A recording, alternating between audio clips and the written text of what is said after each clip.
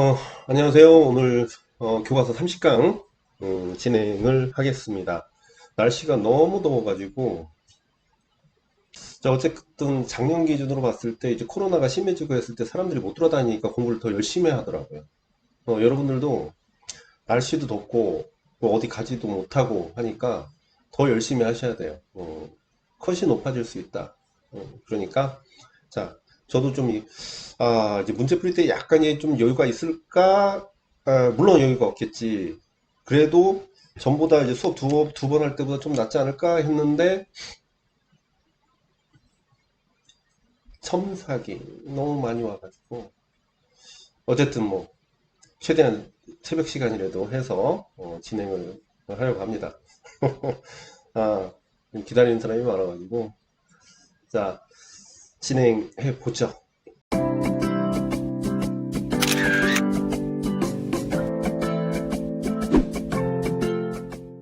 자, 교과서를 음, 쭉 자화상이 나오죠? 저는 좀 작게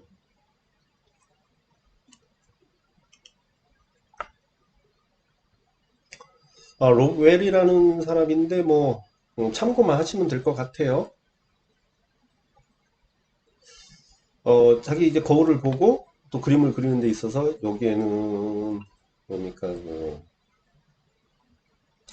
여기에는 또 이제 과거의 어, 작품들을 이렇게 해놓고 참고를 한다고 이렇게 해놨고 그 다음에 자기 거울을 보고 그립니다. 자 봤을 때 삼중자화상이라고 합니다. 이제 삼중자화상이라고 하는데 음, 자, 미국 화가이자 사파인 로먼 로겔이 그 세계의 자화상을 통해서 화가로서의 자신의 정체성을 삼중으로 해석하면서 표현한 작품이래요. 그림 속의 캠퍼스의 우측 상단에 유명 화가들 아까 본 거 있죠? 그 화가들의 그 자화상이 꽂혀 있고 자화상 대가로 꼽히는 뒤로라든가 렘브란트, 피카소, 방고그 사진은 자신 역시 그들과 같은 위대한 예술가의 모습으로 남고 싶다는 의도를 보여준다 해가지고 위대한 예술가의 모습으로 이제 남고 싶다는 의도. 이것은 무슨 뜻이냐면 과거의 이 자화상의 상징적 의미가 굉장히 다분히 나타나거든요. 특히 우리가 이제는 뒤로 같은 경우는 예술가로서의 어떤 그 지위를 높이고자 이제 자화상을 굉장히 신적 존재로 표현을 했고, 렘브란트는 굉장히 많은 자화상을 그리면서 그때 당시에 자기에 대한 어떤 상황에 대한 그 처해진 상황에 대해서 그 자화상으로서의 내면의 깊은 어떤 그 감정을 표현하는 걸로 되게 유명하죠. 그래서 굉장히 화려했던 젊은 나날과 그다음에 어려웠던 시절 이런 것들이 자화상으로 고스란히 드러나 보이고 있죠. 피카소 같은 경우는 우리가 이제는 분석적 입체주의 그러니까 우리가 이제 그 세계의 시기 그러니까 이제 입체파의 시기 이전에 그 자화상들 그러니까 청색 시기, 청색 시기라든가 장밋빛 시기 이렇게 나누잖아요. 그때 시기에 이제 자화상들이 자기의 처해진 상황들을 이제 표현하게 되는 것들도 있고요. 그 다음에 입체파 자체에서 벗어나서 입체파 이후에는 뭘 그랬을까? 이제 신고전주의 영향을 받아가지고 이제 고전적인 어떤 형태적인 요소를 다시 부활시키죠. 이런 것들에서도 자화상이 드러납니다. 그리고 고흐 같은 경우는 자기 이제 내면을 중심으로 표현을 하게 됩니다. 그래서 고흐 작품 같은 경우는 이 이후에도 나오는데 하다 보면 나오는데 이 고흐 작품이 단순히 자기의 내면만 표현한 것은 아니거든요. 그래서 이따 그 내용으로 좀 더 설명을 드리는 걸로 하죠. 자, 그래서 그림에 세 개의 모습이 나타납니다. 음, 세 개의 모습이 나타나고 거울에 비친 옥의 모습은 햇볕에 그려진 얼굴과 확연히 다르게 표현합니다. 그래서 거울에 비친 얼굴은 안경을 쓰고 늙었지만 캔버스에 그려져 있는 얼굴은 훨씬 젊고 근사하게 표현합니다. 이런 것들이 이제 유머이자 트릭으로 이제 불과한데 그가 진짜 보여주고 싶은 자신의 모습은 뒷주머니에 수건을 아무렇게나 꽂은 채 오롯이 그림에 열중하는 화가로서의 자신. 결국 이 화가로서의 그 자신을 그러니까 세 가지의 어떤 형식으로 표현하고자 했다는 것이죠. 그래서 그 정도 보시면 되고요. 그 다음에 또 여기 다시 나온 사람이 렘브란트입니다. 이 자화상 젊은 시절의 렘브란트 20대. 자, 렘브란트는 40년의 세월 동안 100여 점, 100여 점의 그 자화상을 남겼죠. 그래서 이전까지 이렇게 방대한 자화상을 그린 화가는 서양 회화상 그 유래를 찾아볼 수가 없어요. 왜 그러냐면 이 사람은 그때그때의 그 시절의 그 상황을 자화상으로 표현했기 때문에 걔는 많은 양의 자화상을 남겼다는 것이죠. 그 자화상은 젊은 시절부터 노년에 이르기까지 장시간에 걸쳐 그렸다라는 겁니다. 그래서 화가로서 명성을 얻으면서 성공가도를 달린 초중반의 성격 묘사보다는 이제 옷장식의 굉장히 세부 묘사가 이제 치중되어 있었어요. 아무래도 구의 상징 이런 것들이 거기에 해당되죠. 후기로 가면서 그의 그 명암 대조가 덜 직접적인 대신에 대담한 화필로 내면의 세계를 표현하는 데 집중을 하고 있었다는 것이죠. 오늘날 그의 명성은 무엇보다도 말년 깊이 있는 감정을 보여주는 통찰력 있는 작품을 통해서 얻어진다. 이 감정이 굉장히 특징이죠. 그래서 이 사람 같은 경우는 특히나 음,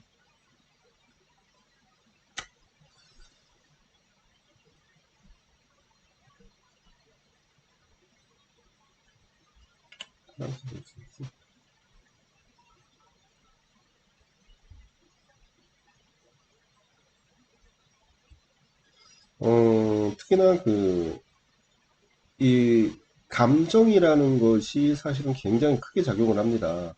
이 감정의 그런 어떤 자기 자신에 대한 흐름 이런 것을 표현하는데 여기서는 뭐 명암 대비를 썼냐 안 썼냐 뭐 이런 부분도 뭐 이야기할 수는 있겠지만은 실제적으로는 그거보다는 명암 대비 이 명암 대비를 통해 가지고 감정을 나타낸다라는 것이 상당히 의미가 있습니다. 음, 음.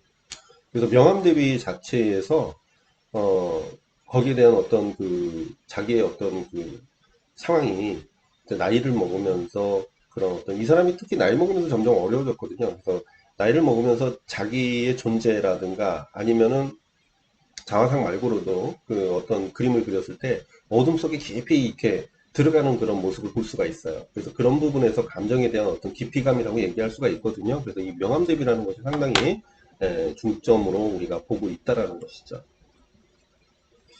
그리고 방고 작품 여기 나오죠. 방고의 의자. 여기에 있는 것은 방고의 의자고요. 그 다음에 우측에 있는 건 고갱의 의자입니다. 그래서 우리가 방고의 의자와 고갱의 의자, 이거에 대한 어떤 차이점을 보실 수가 있는데, 음, 방고가 같은 해인 1888년에 연속적으로 그린 두 개의 의자 그림입니다. 어, 그래서 고갱의 의자는 곡선으로 된 등받이와 팔걸이가 있는 세련된 의자로 그 위에 촛불과 두 권의 책이 놓여 있는데 화려한 색감, 그 다음에 카페 위에 놓인 의자는 실제로 고흐가 고갱에게 선물한 의자이기도 합니다. 그래서 계몽과 지식을 상징하는 촛불과 책은 감성이 아닌 지성에 의해서 작업하는 고갱의 성향을 잘 보이고 있다. 그래서 여기 그림 보시면 그 고갱 자체의 특성을 반영한 의자라고 볼 수가 있습니다. 그래서 사실은 고흐 같은 경우는 고갱에 대한 어떤 지적인 요소나 그림 자체를 자기의 어떤 계몽의 의식이라든가 지식에 대한 기반으로 그리는 것에 대해서는 불만이 있었던 부분이 있어요. 하지만 이제 고갱이만의 어떤 특성이 있다 보니까 그런 부분을 감안해서 그림을 그렸다라는 것이고, 그리고 반면에 이와 대조적으로 방국의 의자는 단순하고 소박합니다. 그래서 밀집으로 만들어진 의자는 딱딱한 정방의 타일 바닥 위에 세워져 있고요. 그 위에 그 방구의 상징적인 물건인 파이프와 담배의 쌈지가 있는 것이죠. 작용이 굉장히 소박하고 감정적이라는 것에 의미를 두고 있다라는 겁니다. 서로 다른 스타일의 의자와 그 위에 상징적으로 놓인 물건들은 이들 각자의 예술 세계와 분명한 성격의 차이를 보여주고 있죠. 단순한 정문화처럼 보이지만 고갱의 의자는 이제 고흐가 그린 고갱의 초상화라고 보여주고 있습니다. 그리고 방고의 의자는 방고의 자신의 자화상. 그래서 자화상과 초상화를 이제 의자를 빗대어서 이렇게 표현을 하고 있다라는 것은 저도 이제는 고갱을 참 많이 다룬 기억이 있는데요. 그 사람이 아무래도 우리가 후기인상주의에서 그 다음에 이제 상징주의적인 요소의 특성을 가지고 있고 종합주의로 발전하는데 굉장히 공헌을 했던 사람이기 때문에 그 사람 위주로 이제 보게 됩니다. 그런데 이제 고흐를 자세히 보면 우리가 흔히 고흐를 자기 감정을 표현하고 그런 어떤 상황을 묘사하는 것으로만 인지를 하고 있는데 굉장히 어떤 다른 어떤 그림에 대해서 다른 사람의 어떤 특성을 반영한 그림들도 상당히 많이 그렸다라고 볼 수가 있어요. 그래서 이걸 잘 기억을 해둬야겠죠. 자, 그 다음에 알머슨이 있습니다. 알머슨. 자, 가족 추상화 해가지고 그 에바 알머슨은 가족의 행복한 모습을 그리면서 일상 속의 소소한 행복을 전달하는 작가입니다. 뭐 특이점은 없어요. 작가의 그림에 나오는 모든 인물은 실제 그 작가의 주변 가족과 친척, 이게 해당되죠. 작가는 가족을 통해 느낄 수 있는 위로와 행복, 그다음 긍정의 메시지를 자신만의 스타일로 표현하는데 그 스타일이 둥글둥글하게 이런 식으로 표현을 하게 됩니다. 그 그림 속의 인물들은 하나같이 넉넉하게 둥글둥글한 모습으로 서로 어깨동무하고 미소를 띤 채 편안하고 긍정적인 눈빛으로 우리를 바라보고 있는데 각박한 일상에 놓치기 쉬운 행복과 바쁜 일상에 지쳐있는 현대인의 용기를 주는 작품이다. 외멘진 참 유명한 작가죠. 뭐 시험을 떠나서 이것은 자주 교과서에 나오니까 제가 이제 빼진 않았습니다. 노아의 방주고요. 그림 속의 인물은 하나같이 눈을 감은 채 입을 크게 벌리고 하얀 이를 드러낸 채 과장되게 우스꽝스럽게 웃고 있습니다. 인물은 작가의 자화상이지만 작품 곳곳에 등장하기 때문에 중국인을 대표하기도 합니다. 중국인 전체를 대표하기도 해요. 그래서 인물의 웃음은 일종의 사회적 가면이라고 봅니다. 사회적 가면. 그래서 인물은 발작적인 웃음을 연기하면서 세상을 향해 눈두기를 거고해요. 그래서 외면지는 인물들은 겉으로는 웃음을 띠고 있지만 그들의 감은 눈은 사회에 깔려있는 공포를 직시할 수 없음을 드러내고 있어요. 그래서 사회적인 요인을 반영하고 있다고 볼 수가 있죠. 그들의 가면은 무슨 그들이 가면을 벗는 일은 없지만 우리는 그 뒤에 감춰진 고통을 상상하게 된다.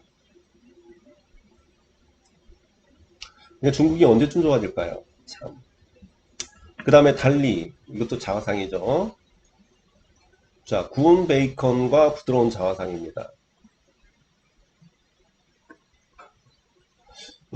달리의 특성은 어디에 나타났을까요? 여기 코수염, 이런 거에서 나타나죠. 자, 지팡이 의지에서 얼굴이 흘러내리는 듯한 형상을 초현실적 자화상을 그렸습니다. 언뜻 보아서는 자화상이라고 보기 어렵지만 찬찬히 훑어보면 달리의 얼굴이 보이는데 달리의 트레이드마크인 가늘게 말아 올린 코수염, 입술의 표정, 그의 표현 특징인 부드러운 형상, 지팡이, 그 다음에 개미 등이 등장하는데 극사실적인 표현 방식으로 나타나요, 이 사람이. 그래서 우리가 이제 보통 초현실주의에서는 우리가 이제는 뭐 무의식적인 드로잉을 통해서 자유롭게 어떤 형상에 대한 어떤 개념을 나타나지 않고 자율적으로 표현하는 것들이 있는 반면에 대상을 약간 변형은 하지만 굉장히 극사실적으로 묘사하는 경우가 있어요. 대표적인 달리죠. 자, 기이한 얼굴 형상 아래 구운 베이컨 한 조각이 놓여 있고 하단의 상자에는 부드러운 자화상이라는 글씨체가 새겨져 있습니다. 달리에게 지팡이는 어린 시절 헛간에 신기하게 본 가장 인상 깊은 물건이죠. 그래서 기억에 대한 파편이자 무언가로부터 의지하고 싶은 상적인 물건을 거기다 꼭 집어넣게 됩니다. 지팡이에 끼워져 흘러내리는 달리의 얼굴을 잘 보여주는 입술처럼 보이는데 달리는 이러한 형상을 통해서 자신의 혼돈의 시대에 인류를 구하는 정신적인 양식으로 표현을 하고 있다. 황주리 같은 경우도 이 황주리 작가죠. 이 황주리 작가도 돌에 관한 명상이라고 나왔는데 돌에다 그림을 그렸습니다. 나름대로. 정형화된 캠퍼스 대신에 다양한 모양의 돌의 일상의 소소한 이야기를 그려놨고요. 전시 역시 장식대 위가 아니라 강가에 있던 모습처럼 작품을 바닥에 그대로 늘어놓았죠. 작가가 사용한 강가의 돌은 무한의 그 시간을 상징하고 있고요. 날카로운 모서리를 지닌 돌은 오랜 시간 물에 깎이고 바람에 풍화되어 마침내 둥글둥글한 돌이 될 때까지 가늠할 수 없는 세월을 보내게 되죠. 이런 것들이 이제 그 무한한 시간에 응축된 정수로서의 돌에 주목을 하고 유한한 인간의 삶에 그려놓은 대비 효과를 극대화하는 어떤 특징. 자, 그 다음에 이제 유니버셜 디자인이 나옵니다. 자, 유니버셜 숟가락 포크. 근데 예전에는요, 이런 것들이 이제 장애인을 위한 디자인이라고 했는데 이제 바뀐 지 그렇게 오래되지 않았습니다. 그래서 그러니까 장애인을 위한 디자인이라고 처음에 했을 때는 이게 어차피 이게 장애인을 위한 디자인이기도 하죠. 근데 왜 그러냐면 이게 우리가 이제 차별이라는 것 때문에 이제 이렇게 바꾼 거죠. 그래서 장애인만을 위한 디자인이 아니라 모든 이가 쓸 수 있는 디자인. 그래서 유니버셜 디자인은 보편적인 디자인 혹은 모든 사람을 위한 디자인이라고 번역이 됩니다. 장애인의 유무나 연령에 관계없이 모든 사람이 제품, 건축, 환경, 서비스 등을 보다 편하고 안전하게 이용할 수 있는 도록 설계하는 디자인을 얘기합니다. 그래서 유니버셜 숟가락과 포크는 손이 불편한 사람이나 유아를 위한 유니버셜 숟가락과 포크인데 뜨거운 물에 넣었다가 구부리면 원하는 모양으로 구부러지므로 사용자에 맞게 다양한 방향으로 각도를 조절해서 사용할 수 있다는 것이죠. 그래서 보시면 이런 식으로 이렇게 원형을 그대로 사용할 때는 일반인이 쓰고 약간 장애가 있을 경우는 뜨거운 물에 담갔다가 해가지고 변형해서 쓸 수 있다는 뜻이죠. 근데 여기서 이제 뭐가 나오냐면 유니버설 디자인의 출제 원칙이 나오는데 우리가 3년 전인가 그때 이게 지도안으로 나왔어요. 근데 이게 아무래도 이걸 좀 알고 있어야 될 것 같은데요. 자, 공평한 사용 용도와 사용상의 유연성, 그 다음에 간단하고 직관적인 사용, 정보 이용의 용이, 그 다음에 오류 등의 포용력, 그 다음에 적은 물리적 노력, 그 다음에 접근과 사용을 위한 충분한 공간, 이렇게 해가지고 7가지가 있습니다. 요거는 뭐 설명할 것도 없고, 요거는 좀 어느 정도 이거는 알고 있어야 됩니다. 이거는 시험 이게 교과서에 참 많이 나오기도 하고요. 자, 그 다음에 간단하게 미술공예 운동 모리스가 나오는데 기계로 대량 생산 제품이 품질 저하를 가져온다고 생각해서 일어난 운동이고요. 기계 생산을 반대하고 전통적인 수공예 부활을 주장을 하게 됩니다.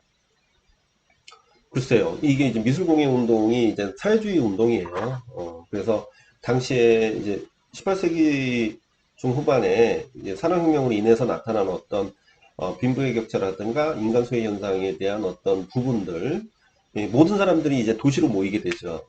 그러다 보니까 그 노동자에 대한 삶을 고려하지 않은 부르주아 계층에 대한 공장주들만 돈을 벌고 그러므로 해서 빈부의 격차가 굉장히 심해지는 상황에서 이런 운동이 일어난 것이죠. 그래서 사실은 이거 이제 실패를 했지만 가장 중요한 건 뭐냐면 얘는 최초의 공예운동, 그러니까 다시 말하면 최초의 장식운동이에요. 그렇기 때문에 이는 영향력이 굉장히 컸다라는 겁니다. 그래서 아르누보라든가 아르데코 이런 장식운동에 지대한 영향을 주게 됩니다. 자, 그 다음에 아르누보가 있죠. 아르누보. 그래서 미술공예 운동에서 영감을 얻어가지고 범유럽에서 유행한 장식 미술 운동이고요. 식물의 잎, 줄기 등 자연의 유기적 형태에서 영감을 얻어 새로운 곡선적인. 그러니까 이제 아르누보는 그러니까 신미술 운동이에요. 신미술 운동. 그러니까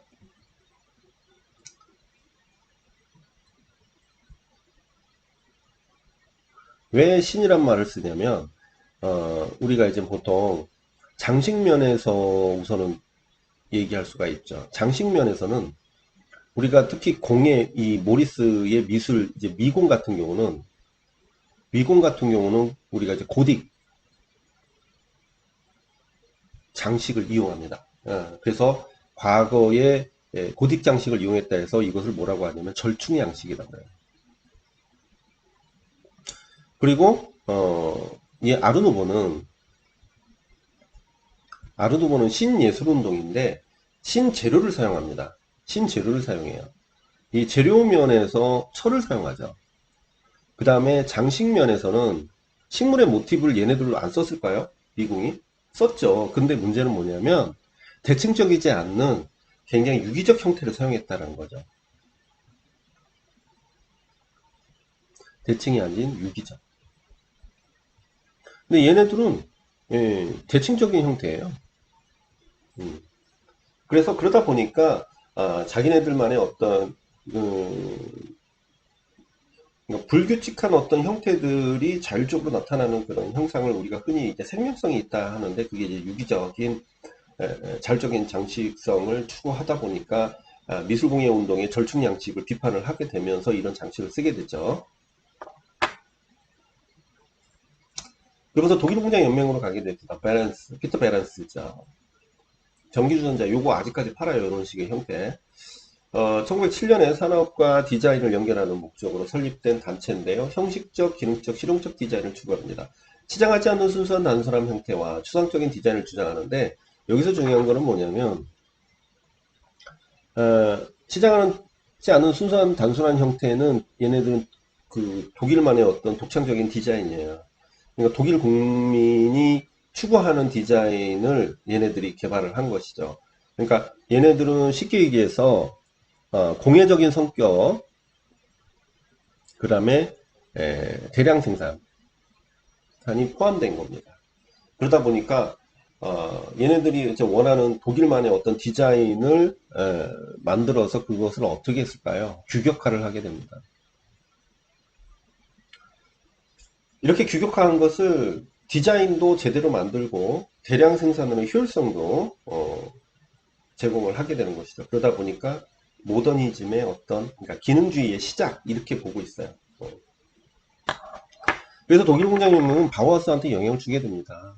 그리고 데스틸, 리트벨트, 네덜란드 화가 조각가 건축가들이 결성한 신조형주의인데 신조형주의 그룹에서 생겨난 것이죠. 그래서 기하학적 추상을 추구하고 강렬한 논리적 스타일로 구성과 기능을 강조하고요. 그로피우스 바우하우스는 독일공장연맹의 이념을 계승해가지고 예술 창작과 공학기술의 통합을 목표로 건축가 그로피우스가 설립한 디자인 학교고요. 기능적인 미를 추구하면서 현대적 건축회화 조각 디자인 운동에 결정적 영향을 끼치는데 그 영향력이라고 한다고 했을 때 바우하우스는 우선은 교육기관이고요. 교육기관인데 얘네들이 1기 때는 수공예적 스타일을 갖고 있어요. 1기 때는 수공예적 스타일을 갖고 있고 2기 때는 기능주의적인 성격을 굉장히 많이 추구하게 됩니다. 그래서 그 옆에 있는 데스틸이 바우하우스한테 영향을 줘가지고 2기 때 기능주의 성격을 굉장히 크게 적용을 하게 됩니다. 그래서 데스틸만 있는 게 아니라 데스틸은 특히 또 구성주의가 또 데스틸한테 굉장히 영향을 많이 주죠. 그래서 구성주의와 데스틸은 바우하우스 2기 때 영향을 주게 됩니다. 아르데코는 프랑스에서 탄생한 국제 양식의 장식 미술인데 기하학적 형태와 반복적 패턴을 선호하고 모더니즘과 장식을 결합한 아르데코는 생활 디자인 다양한 분야에 영향을 끼치는데 사실은 뭐 지금도 이게 유행을 많이 한 어떤 스타일로 자리 잡고 있는데요. 아르데코는 장식인데 유일하게 그러니까 미술공예 운동, 아르누보, 아르데코 이렇게 보고 있거든요. 근데 유일하게 대량 생산을 했었던 운동이죠. 근데 이제 프랑스가 굉장히 어떤 향락적인 요소가 이때도 있었단 말이죠. 그러다 보니까 소비 디자인이라는 말을 썼어요. 아르데코를. 그런데 얘네들이 처음에는 등장했을 때는 얘네 고가의 재료를 썼죠. 고가의 그 이국적 재료를 많이 사용을 했는데 그 재료를 가지고 대량 생산하기는 힘들죠. 그러다 보니까 재료를 이제 보편적인 재료에 이제 세라믹이나 알루미늄 이런 걸 사용함으로써 대량 생산으로 이어지게 됩니다. 그 다음에 포스트 모더니즘으로 가네요. 포스트 모더니즘은 모더니즘 지나친 이성주의에 대한 반동으로 출현한 양식인데 다양한 양식과 이미지를 차용하거나 혼합하여 순수 미술과 대중미술, 고급미술, 대중미술 융합을 주장했다. 자, 그 다음에 오방색인데 자, 오방색은 오방색을 활용한 구절판과 오색 송편, 음양오행 사상을 기초로 한 오방색은 청적, 황백, 흑 다섯 가지의 색인데 의미만 체크하세요. 애군을 피하고 무병장수를 기원하는 의미를 지니고 있고요. 오방색은 오색 재료를 담긴 영양과 시각적 아름다움으로 구절판, 떡, 고명 등을 활용을 한다. 오른쪽은 이탈리아도 이제 그런 의미로 하게 되죠. 네, 피자 먹고 싶네요. 자, 그 다음에 금붕어 홍차 티백 대만에서 이런 모양으로 해가지고 아이디어가 좋죠. 그 다음에 원어 음식 풍경. 우선 이게 결과론적으로는 이제 사진으로 남기는 겁니다. 자, 음식으로 만든 풍경인데 일상생활에서 볼 수 있는 식자재로 형태를 만들고 이것을 어떻게 하면 사진을 촬영합니다. 그래서 실제와 같은 풍경을 만들게 되죠.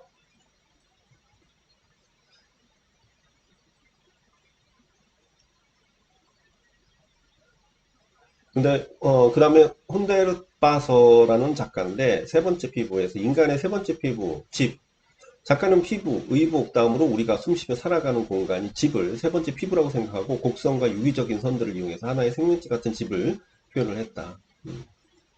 자, 아콘치. 도시 랜드마크 껍데기의 형태의 인공섬으로 물의 흐름에 따라 구조물이 움직이도록 만들었대요. 이거 본 적은 없어가지고. 기능성과 조형미를 모두 갖추고 있을 뿐만 아니라, 아, 강의 동서를 이어주며, 지역의 화합과 소통의 역할을 하는 그런 역할을 한다. 가우디. 예, 가우디는 뭐 많이 봤죠.